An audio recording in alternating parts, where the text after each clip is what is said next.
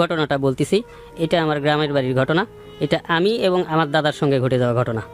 তো আমার গ্রামের বাড়ি হলো বগুড়াতে। এখন আমার যে গ্রামের বাড়ি সেখান থেকে আমার গ্রাম থেকে আপনার রেল স্টেশন হলো 3 কিলো দূরত্বে। তো আমি আমার দাদার সঙ্গে আমার ফুফু বাড়ি বগুড়া শহরে বেড়াইতে গেছি। তো ওইখান থেকে ফুফু বাড়ি থেকে ফিরতে ফিরতে আমাদের রাত হয়। আপনার রাত 12টার সময় ওখানে পদ্মরাগ নামের একটা ট্রেন আসে। ওই ট্রেনে আমি আর আমার দাদা উঠছি। ওঠার পরে আমরা আমার যে রেল স্টেশনে নামতে হবে সেখানকার নাম হলো পাঁচপিরি রেল স্টেশন। তো এখন ওই স্টেশনে আমরা নামছি, তখন রাত বাজে আনুমানিক 12:30। নামার পরে আমরা ওইখান থেকে গ্রামে আসলে আগে কোনো রিক্সা ছিল না, ভ্যান ছিল, ভ্যানে করে যাইতে হইতো। তো আমরা তখন অত রাতে আর ভ্যান পাই নাই, না পাওয়ার কারণে আমার বয়স তখন 12 বছর কি 13 বছর হবে এরকম আর কি। দাদার সঙ্গে আমি আসতেছি হেঁটে হেঁটে। তো আসতে হবে ওই যে পাঁচপির নামটা, ওইখানে ওই স্টেশন থেকে হাফ কিলো ডিস্টেন্সে ওই পীরের মাজার আর কি। তো ওই মাজারের পাশ দিয়ে আমাদের আসতে হবে। তো মাজারের কাছাকাছি যখন আসছি, আসার পরে আমি আর আমার দাদা দেখতেছি, আর রেল লাইনটাও সোজা ওই পাশ দিয়ে গেছে, মাজারের পাশ দিয়ে বাঁকিয়ে গেছে। তো ওইখানে দেখতেছি একটা মাল ট্রেন আসতেছে রেল লাইনের ওপর দিয়ে। এখন মাল ট্রেন আসতেছে, মাল ট্রেনের ওপর থেকে শুধু রক্ত, মানে ট্রেনের গা বায়ে বায়ে পড়তেছে। এটা দাদাও দেখতেছে, আমিও দেখতেছি। এখন দাদা আমাকে বলতেছে, এই ভয় পাস না, কিচ্ছু না, এটা সমস্যা না। আমার দাদা আবার টুকটাক আপনার দোয়া কালাম যতটুকু জানে, উনি আগে কবিরাজি করতো। তো উনি দোয়া কালাম পড়লো, পড়ার পরে ট্রেনটা আমাদের চোখের সামনে থেকে ভ্যানিশ হয়ে গেল। আমরা আর কিছু দেখতে পাচ্ছি না। মাজারের কাছে আমরা অলরেডি চলে আসছি, আমাদের বিকল্প কোনো রাস্তা নাই যে সেদিক দিয়ে যাব, মাজারের ওই পাশ দিয়ে যাইতে হবে। এখন মাজারের কাছে যখন চলে আসছি, আসার পরে এখন আমরা দেখতেছি, দাদাও দেখতে পাচ্ছি, আমিও দেখতে পাচ্ছি, ভয়ঙ্কর একটা চেহারার একটা আপনার ওই মানুষ, অনেক উঁচা লম্বা চড়া, চোখ মুখ কুচ্ছিত, চোখগুলো মানে দুইটা চোখ মনে হচ্ছে কপালে উঠানো, চোখ দুটো লাল টকটকা। সে আমাদের রাস্তার মাঝখানে সামনে দাঁড়িয়ে আছে। এখন দাঁড়িয়ে থাকার পরে দাদা তো মনে করতেছে যে আমি ভয় পেয়ে যাব, আমাকে বলছে ভয় পাস না, আমি আছি তো। তো তারপরে দাদা দোয়া কালাম যা পড়তেছে, পড়ার পরেও কাজ হয় না। এখন ওই লোকটা, যে লোকটা সামনে দাঁড়িয়ে আছে কুচ্ছিত চেহারার, সে বলতেছে আজকে তোর কোনো দোয়া কালামই কাজ হবে না, আজকে তোর শেষ করে দিব। মানে দাদা ওই যে কবিরাজি করে, হয়তো বা কোনো জায়গায় এরকম জিন ছাড়াইতে যায়, কোনো ফল্ট হয়েছে, ভুল হয়েছে, যে কারণে তার সামনে এসে দাঁড়ায় গেছে। এখন তারপরেও দাদা যতটুকু দোয়া কালাম যেটা যা জানে সেগুলো করতেছে, কিন্তু কোনো কাজ হয় না। তো এমতো অবস্থায় দাদা আমাকে বলতেছে যে পিছনে যাওয়া যাবে না, পিছনে গেলে মেরে ফেলাবে, সামনে এগোতে হবে। আর সামনে যখন আমরা যাইতেছি সাহস করে, তখন ওই জিনটা বা ওই অবয়বটা কুচিত চেহারা, সে দাদাকে করলো কি, আপনার এক হাতে একটা থাপ্পড় মারলো। এই থাপ্পড়টা মারছে দাদার গালে, মারার পরে দাদা ওইখান থেকে প্রায় 3 হাত দূরে পড়ে গেছে। তারপরে আমি দৌড়ে যে দাদাকে ধরলাম, ধরার পরে দাদাকে টানে তুলে দেখি দাদার গালে 5টা আঙ্গুলের হাত মানে দাগ উঠে গেছে। এখন দাগ উঠে গেছে, তারপরেও সে যাইতেছে না। এখন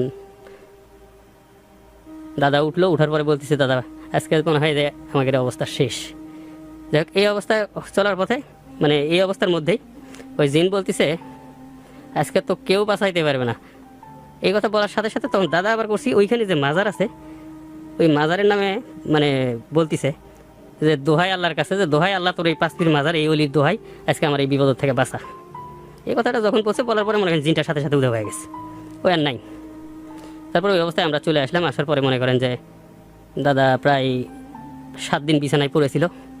পড়ে থাকার পরে মনে করেন যে জ্বরে আক্রান্ত ছিল, তারপরে সে মারা গেছে। আমার গ্রামেতেই ঘটে যাওয়া ঘটনা, আমার সাথেই ঘটা ঘটনা। মানে আমার বয়স তখন আপনার 20 কি 21 বছর এরকম সময়ে আমরা রাতের বেলা গ্রামের ছেলেরা বসে আবার ওই মাঝে মাঝে তাস খেলতাম। তো তাস খেলতে খেলতে আপনার রাতের 1টা বা 2টা বাজে এরকম সময় আপনার ওখান থেকে বের হয়ে পড়ছি। বের হয়ে পড়ার পরে আমি যে দিক দিয়ে আসবো, আসার পথে একটা কবরস্থান আছে। এখন এই কবরস্থানে আবার আমার ছোট দাদা, আমার দাদার 4 ভাই, যে শেষ যে ভাইটা, ইনি কিন্তু সবার আগে মারা গেছে। তো মারা যাওয়ার পর ওই দাদার আমার কবর দেওয়া আছে, ওইখানে কবর দেওয়া আছে। তো এখন ওই দাদার পাশের কবর দিয়ে, মানে কবরের পাশ দিয়ে আমাকে আসতে হবে। আসার পরে মানে ওই দিক দিয়ে আসতেছি আমি, কবরটা প্রায় পার হয়ে আসছি, কবরের এরিয়া পার হওয়ার পরে মানে পিছন থেকে আমাকে কে জানি ডাকতেছে, এই মুক্তার দাঁড়া। এরকম শব্দ আমি পাই না। পাওয়ার পরে আমি পিছন দিকে ঘুরে দেখি দাদার কবরের ওপর সাদা কাপড় পরা একটা লোক দাঁড়িয়ে আছে, কিন্তু আমি চেহারাটা দেখতে পাচ্ছি না। তো যাই হোক, আমি ঘুরে বললাম, কে আপনি, আমাকে ডাকতেছেন কেন? তখন বলতেছে এদিকে আয়, মানে কণ্ঠটা অনেকটা মোটা। আর আমি যত ওই দিকে কবরের দিকে আগাই তার দিকে, সে আস্তে আস্তে দেখি আরও পিছন দিকে যাই। এরকম করতে করতে আপনার ওইখানে কবরস্থানের পাশে একটা জঙ্গল আছে, জঙ্গলের ভিতরে সে আগাচ্ছে, আমিও আগাচ্ছি। এখন আমার আর সেন্স নাই যে আমি কোথায় যাচ্ছি, তার সাথে সাথে সে আগাচ্ছে, আমিও আগাচ্ছি। আগাইতে আগাইতে জঙ্গলটার ঠিক মাঝখানে গেছে। ওই জঙ্গলটার মাঝখানে আপনার একটা পুকুর আছে, আর ওই জঙ্গলটার পারে মানে আগে স্বর্ণকাররা ছিল, তাই ওই পুকুর, ওই জঙ্গলটার নাম হয়েছে আপনার সোনারপাড়া। এই সোনারপাড়ার এই পুকুরটা আপনার আগের থেকে কথিত আছে এলাকাতে, এইখানে আপনার পানির মধ্যে পিতলের কলস ভরা টাকা ভেসে ওঠে, গরু মহিষের মাথা ভেসে ওঠে। অনেকে মানে রাতের বেলা ওই জঙ্গলের পাশ দিয়ে অনেক কিছুই দেখছে আর কি, পরি গহনা পরা মেয়ে মানুষ হেঁটে যাচ্ছে জঙ্গলের ভিতরে, এরকম অনেক কিছুই অনেকে দেখছে, কথিত আছে। তো আমি অলরেডি যখন ওই লোকটার পিছন পিছন জঙ্গলের ভিতরে আমি চলে গেছি, যাওয়ার পরে মানে আমার সামনে দেখি একটা কালো গরু সামনে দিয়ে হেঁটে যাচ্ছে। আর লোকটাকে আমি পিছন পিছন ফলো করতে করতে সে ওখান থেকে উধাও হয়ে গেছে, তার আর খুঁজে পাচ্ছি না। আর কালো গরুটা যখন আমার সামনে আসছে, তখন আমি চিন্তা করতেছি, পট করে আমার মনে পড়ে গেছে চট করে যে এইখানে তো এই সমস্যাগুলো হয়। তার মানে যে লোকটার পিছন পিছন আসছি সে তো আসলে মানুষ না। তখন আমি আবার ওই গরুটার থেকে মনে করেন দৌড়ে ভয়ে জঙ্গলের ভিতরতে বের হয়ে আসতেছি। বের হয়ে আসার সময় ওই মানে সাদা কাপড় পরা ওই লোকটা আমার সামনে এসে হাজির। এই কই যাচ্ছিস, আজকে তোকে কেউ বাঁচাইতে পারবে না, এরকম কথা বলতেছে অসম্ভব মোটা একটা ভয়ঙ্কর কণ্ঠে।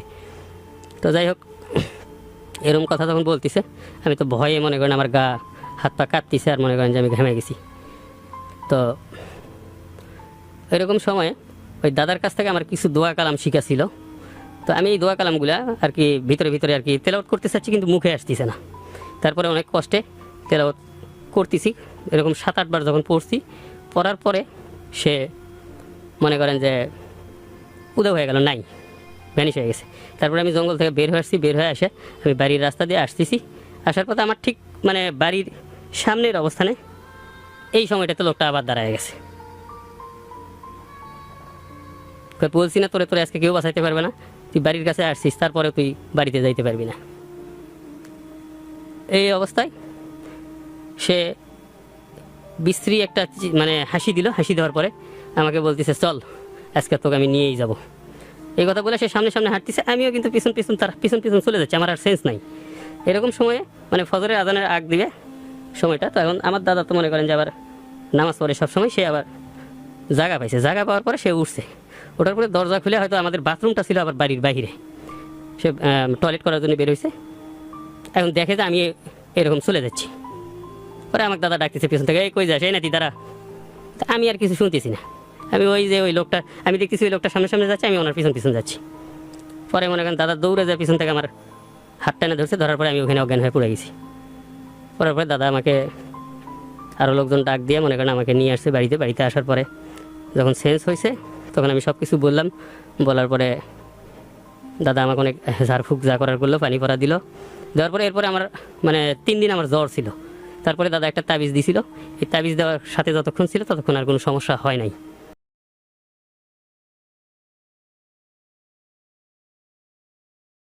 আমার ফ্যামিলি, আমার বড় মেয়ের সাথে ঘটে যাওয়া 2017 সালে আমি ঢাকায়, তখন আমার কাছে সংবাদ আসে মানে উনি মারা গেছে। তো প্রথম ঘটনা আমি শুনতে পাই যে উনি এই পুরি খাইছিল, পুরি খাওয়াতে এমন হয়েছে।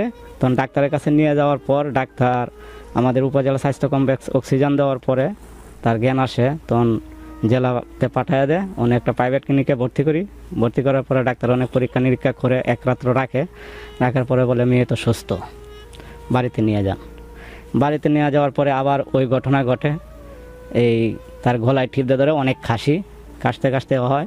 তখন তাকে আবার উপজেলা স্বাস্থ্য কমপ্লেক্সে নিয়ে যাওয়ার পর অক্সিজেন দেওয়ার পরে ওনার আবার কাশটা কমে সুস্থ হয়ে যায়। তখন বাড়িতে নিয়ে যাওয়ার পরে ঢাকা আমি নিয়ে আসি, এনে পিজিতে তাকে চিকিৎসা করানোর পরে ডাক্তারে বলতেছে নাকে তার পলিপাস হয়েছে।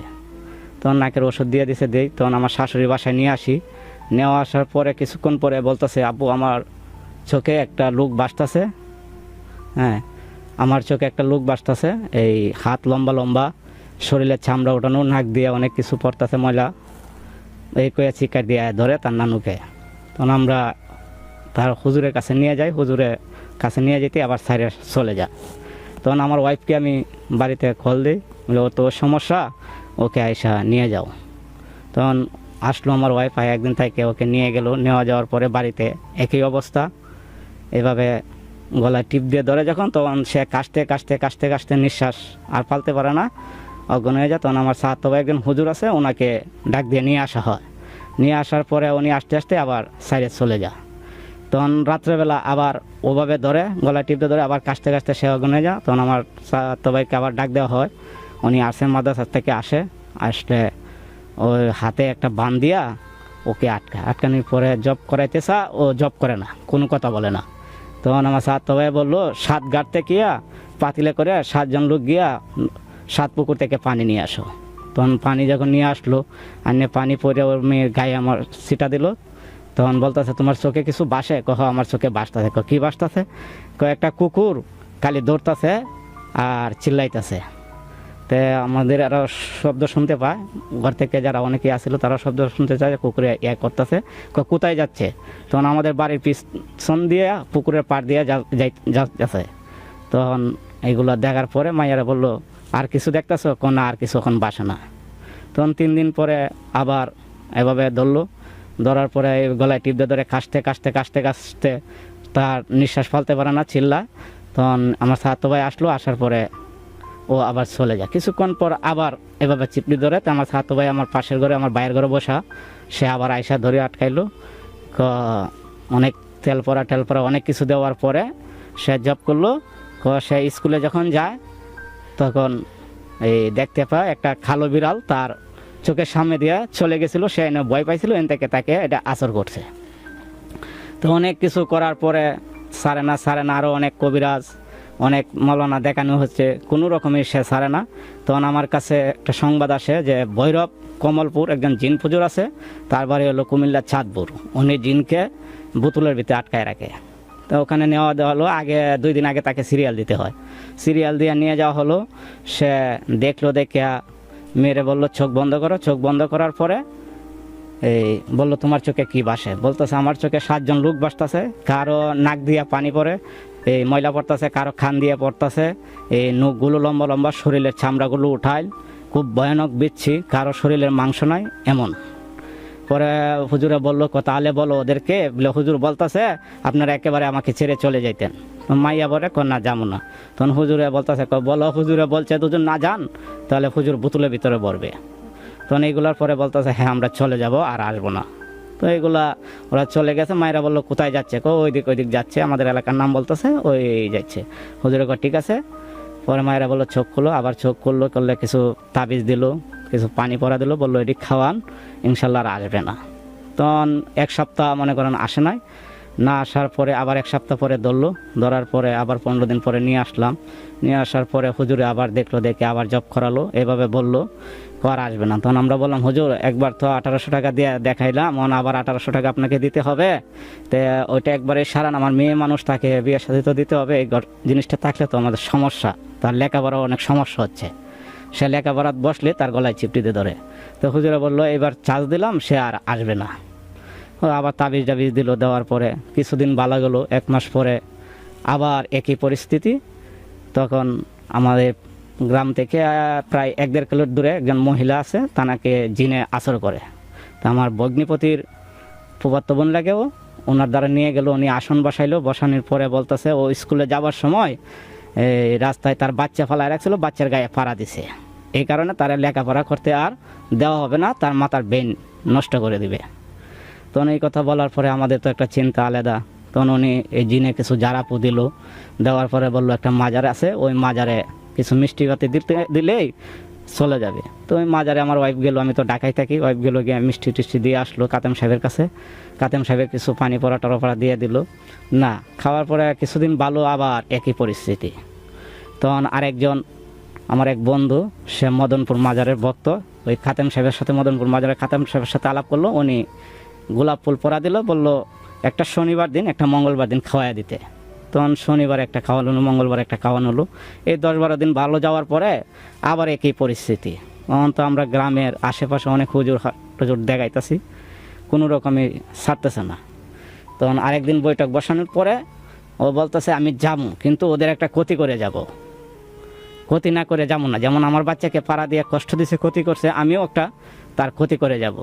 তখন কী ক্ষতি করবে, মাইয়া পরীক্ষা দিতে পরীক্ষা দিতে পারে না, পরীক্ষার হলে গিয়া অজ্ঞান হয়ে যায়, এভাবে খাসে। তখন এইভাবে দিন যাচ্ছে, আমরাও চিকিৎসা করাতেছি, কোনো রকম ছাড়তেছে না।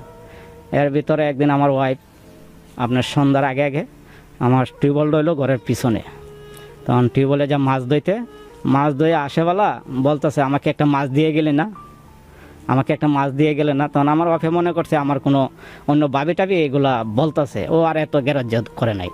না করার পরে ও চলে আসলো, আসার পরে মাছ টাছ বাজে রাত্রে খাইলো।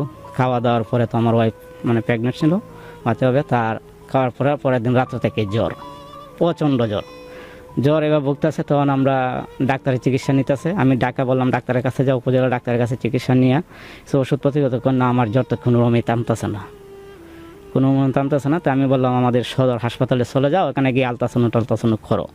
তো আলট্রাসাউন্ড করার পরে ধরা খাইলো, মানে 7 মাসের গর্ভবতী ছিল, বাচ্চা পেটে মারা গেছে, তার জ্বর কোনো রকমই ছাড়তেছে না। তখন বলতেছে ডাক্তারের সিজার লাগবে। তখন তাকে উপজেলা সরকারি হাসপাতাল থেকে আমি একটা মা ও শিশু ক্লিনিকে নিয়ে যাই, এখানে আমার এক খালার শাশুড়ি চাকরি করে, ওনাকে ধরলাম। উনি ডাক্তাররা বললেন নর্মালি ডেলিভারি করানোর পরে দেখি যে আমার এই গর্ভে যে ওয়াইফের বাচ্চাটা ছিল সে একটা সাইড একদম পুরে সার্কার হয়ে গেছে, আরেকটা সাইড কিছু ভালো। তখন এইভাবে সুস্থ হওয়ার পরে বাচ্চা কিছুদিন ভালো লইলো, মাইয়া আবার একেই শুরু ধরছে। তখন আরেক কবিরা রান্না আবার মূর্তি বসানি হলো, তাকে বৈঠকে বসানোর পরে ডাকায় আনছে, আনার পরে বললো একটা ক্ষতি করছি, ওই বাচ্চাটার ব্রেনটাও নষ্ট করে যাবো যাতে ও লেখাপড়া না করতে পারে। তখন করলো কী করলে তোরা যাবি, আমরা মাথাটা নষ্ট করলে চলে যাব। তখন এইভাবে আমরা তো টেনশনে। তখন আমাদের কিশোরগঞ্জে সুলাকিয়া মাঠের কাছে একটা গাছ বাজার আছে, এখানে একজন হুজুর আছে আবুল কালাম নাম। তখন আমার এক ভগ্নিপতি ওটার অ্যাড্রেস নিল, নেওয়ার পরে ওনার কাছে নিয়ে গেল, উনি তুলার আসে বসালো, বসায় খুব ডাকলো, ও আসে নাই, জিন আর আসে নাই। না আসার ফলে দেখেন আমি তো অনেক চেষ্টা করছি, আসে নাই, তাই আপনারা এক কাজ করেন, আমি কিছু ওষুধ হয়তো আপনারা কিনে আনেন, আমি বললে দিন, আর নাহলে আমি আনি, আপনারা তো কিছু না মনে করেন। পরে আমার ওয়াইফে বললো না আপনি নিয়ে আসেন। তো উনি নিয়ে আসলো, আসার পরে একটা কুমারিকা তেল দিল পরিয়া, কিছু তাবিজ দিল, আর কিছু নির্দেশ দিয়ে দিল, মানে হলুদ জামা, আকাশি কালার ড্রেস পরতে পারবে না, যে ঘরে বাচ্চা হয়েছে এই ঘরে যাইতে পারবে না, যে ঘরে মানুষ মারা গেছে এই ঘরে 21 দিন পর্যন্ত যাইতে পারবে না। তখন এইভাবে চললো, প্রায় 6 মাস চলে গেলো, আর ধরে টানান। তখন ইজতেমা শুরু হলো, উনি হুজুরা এসে গেছে ইজতেমা, ওই সময় ধরছে। ধরার ফলে আমার ওয়াইফে কল দিল, ওই হুজুরের নাম্বারে একটা কল দেন। তখন হুজুরের নাম্বারে কল দিয়ে বললাম হুজুর আবার তো আসলো, তাহলে ওনার কাছে মোবাইলটা দেন। আমি কই আমি তো ঢাকা, আমার ওয়াইফ তো বাড়িতে, কত আপনার ওয়াইফের নাম্বারটা আমাকে দেন, আমি কল দিই। ওরা আমার ওয়াইফের নাম্বারটা দিলাম, উনি কল দিল, আমার ওয়াইফের নাম্বারে দিয়ে করলো বাচ্চার কাছে দেন।